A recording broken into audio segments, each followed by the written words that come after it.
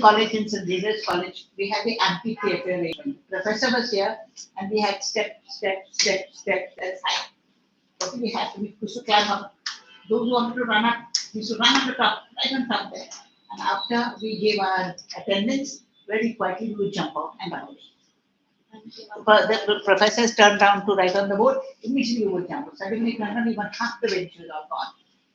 Because metro cinema was very close by. Do we tell now? Will I meet the Bombay? I don't know what. Yeah. And Xavier's College is 2 seconds away from metro cinema. And what area? Huh? What area? Marine line. So we would run. At that time, matinee show was 4 hours. 4 hours. And it was always in the afternoon. The rate of the show was very, very less. And all college students would be there. Filled up there. Also, we filled up only with college students. Because our pocket money also was that much only. Thank you, ma'am, for that. Very little. Huh? Thank you, ma'am, for the idea. So the idea is today you get 2 hard raps if you cross the premises of St. Xavier's College. Understood? At that time things were different. You want to run away? You don't have to go to St. Xavier's College to run away. You can run away from music classes also. Never mind if you get caught. But you try running. Okay? Whether you get caught or not, that's a different, that's our problem. You try. So where was I now? So as I said, only the valency electrons can be taken out from the orbit because they're far away from the control of the nucleus. Okay. Now metals, when they donate an electron, they become positively charged. They get oxidized. Those elements which get oxidized are good reducing agents. The phenomenon is opposite the agent. If the phenomenon is oxidation, the agent is reduction, reducing agent. Correct? So simultaneously, non-metals accept electrons, they get negatively charged. They become non-metallic in nature. They are good, they get reduced. They get reduced because they accept an electron. They get reduced, but they are very strong oxidizing agents. Oxidizing agents get reduced.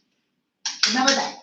Oxidizing agents get reduced. So metals when they donate electrons, non-metals when they accept electrons. Positively charged, negatively charged. Metallic in nature, non-metallic in nature. They get oxidized, they get reduced. These are strong reducing agents, these are strong oxidizing agents. Okay? All right? Now, so therefore, you have 2 different types of atoms or elements getting involved.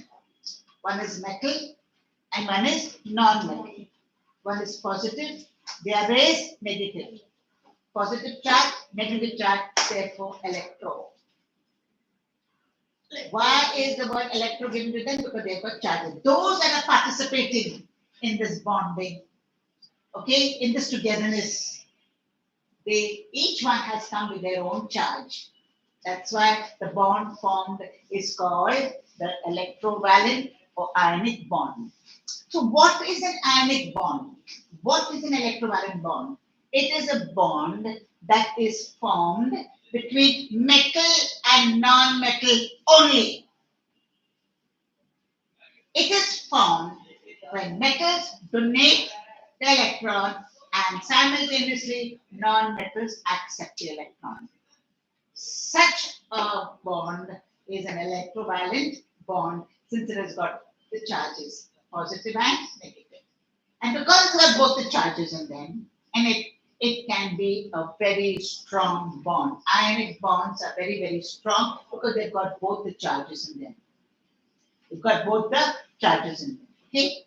So when I show you a particular chemical formula on the board, okay, and I ask you what type of a bond is present in that particular. Electrovalent. How do you know? Because it is the relationship. I just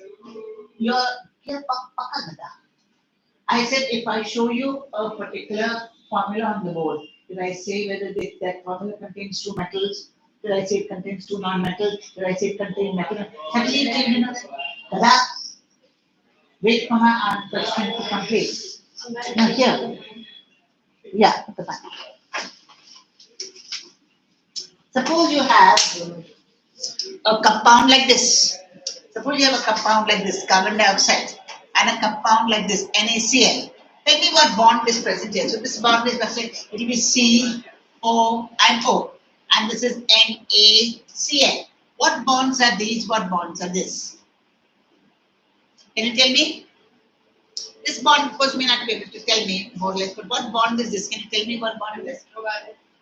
In this one or this one? Bye. Because sodium is positive and chloride is negative. Yeah, because one is a metal and non-metal. When you see metal and non-metal, you know fully well that it is a ionic or covalent or electrovalent bond. If there are all non-metals, then it is a covalent bond. That I will teach you next time. But when you see a metal and a non-metal, with